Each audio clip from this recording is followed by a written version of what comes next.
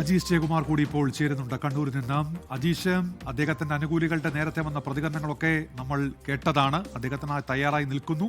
പക്ഷെ അദ്ദേഹം താൻ പാർട്ടിയുടെ കീഴിൽ തന്നെ ഉണ്ടാകും, പാർട്ടിക്ക് വിധേയനാണ് താൻ എന്ന് പറഞ്ഞാണ് അവിടെ നിന്ന് മടങ്ങിയിരിക്കുന്നത്. ഉത്തരവാദിത്തങ്ങളിൽ തുടരും, പാർട്ടിയിൽ തുടരുമെന്ന് വ്യക്തമാക്കിയാണ് അദ്ദേഹം അവിടെ എത്തിയിരിക്കുന്നത്. എപ്പോൾ കണ്ണൂർ വിമാനത്താവളത്തിൽ ഇറങ്ങും?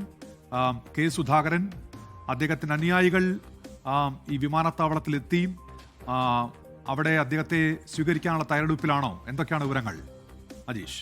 ഉന്മേഷ്, ഇന്ന് രാത്രി 12:30 സുധാകരൻ കണ്ണൂർ വിമാനത്താവളത്തിൽ ഇറങ്ങുമെന്നാണ് നമ്മൾ പ്രതീക്ഷിക്കുന്നത്. 12:35 വിമാനം ലാൻഡിംഗ് സമയം. അതിനുശേഷം അദ്ദേഹം പുറത്തേക്ക് വരും. നമ്മൾ അദ്ദേഹത്തിന്റെ പ്രതികരണവും പ്രതീക്ഷിക്കുന്നുണ്ട്. അദ്ദേഹത്തെ സ്വീകരിക്കാൻ ചില പ്രവർത്തകർ മട്ടന്നൂർ വിമാനത്താവളത്തിലേക്ക് പോകും എന്നുള്ളതാണ് നമുക്ക് ഇപ്പോൾ ലഭിക്കുന്ന വിവരം. വലിയ സ്വീകരണമൊന്നും നൽകില്ല, പക്ഷേ അദ്ദേഹത്തിന്റെ അനുയായികളായിട്ടുള്ള കുറച്ച് പ്രവർത്തകർ മട്ടന്നൂർ വിമാനത്താവളത്തിൽ എത്തും എന്നാണ് നമ്മളോട് പറഞ്ഞത്. എന്തായാലും വലിയ ഒരു പൊട്ടിത്തെറിയിൽ നിന്നാണ് കണ്ണൂർ രാഷ്ട്രീയത്തെ കെ സുധാകരൻ പാർട്ടിക്ക് വഴങ്ങിയതോടെ അതിന്റെ തുറന്നു പറച്ചിലൂടെ രക്ഷപ്പെടുത്തിയത്.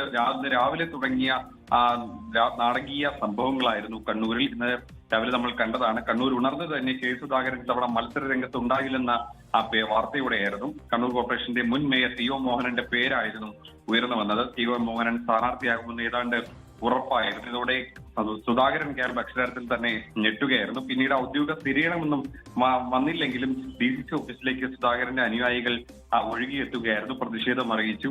പിന്നെ അതിനുശേഷം കാര്യങ്ങൾ മാറി മറിഞ്ഞപ്പോൾ അത് പടക്കം പൊട്ടിച്ച് ആഘോഷിക്കുകയും ചെയ്തു. ഏറ്റവും ഒടുവിൽ വളരെ ആകാംക്ഷയോടെ കാത്തിരുന്നത് സുധാകരൻ മാധ്യമങ്ങളോട് എന്ത് പറയും എന്നുള്ളതായിരുന്നു. എന്തായാലും സുധാകരൻ പാർട്ടിക്ക് വഴങ്ങി മുന്നോട്ട് പോകാൻ തീരുമാനം അറിയിച്ചതോടെ അനുയായികളും സുധാകരനൊപ്പം തന്നെ നിൽക്കാനാണ് നിലവിൽ തീരുമാനിച്ചിരിക്കുന്നത്. DCCയിൽ സുധാകരനെ പിന്തുണയ്ക്കുന്നവർ കുറവാണ് എങ്കിൽ പോലും വലിയ ഒരു ജനകീയ പിന്തുണയുള്ള നേതാവാണ് സുധാകരൻ. സ്വാഭാവികമായിട്ടും സുധാകരൻ ഇടഞ്ഞു നിന്ന് കഴിഞ്ഞാൽ അദ്ദേഹത്തിന് ഈ തെരഞ്ഞെടുപ്പിൽ കോൺഗ്രസിനെ കണ്ണൂരിൽ തന്നെ വലിയ രീതിയിൽ ബാധിക്കും എന്നുള്ളത് കൊണ്ടാണ് വലിയൊരു പൊട്ടിത്തെറിയിലേക്ക് കാര്യങ്ങൾ പോകുമെന്ന് കണക്കുകൂട്ടൽ. എന്തായാലും സുധാകരൻ പാർട്ടിക്ക് വഴങ്ങാൻ തീരുമാനിച്ചതോടെ കാര്യങ്ങളെല്ലാം ഒരു പരിധിവരെ ശുഭപര്യ അവസാനിച്ചു എന്ന് വേണം കരുതാൻ.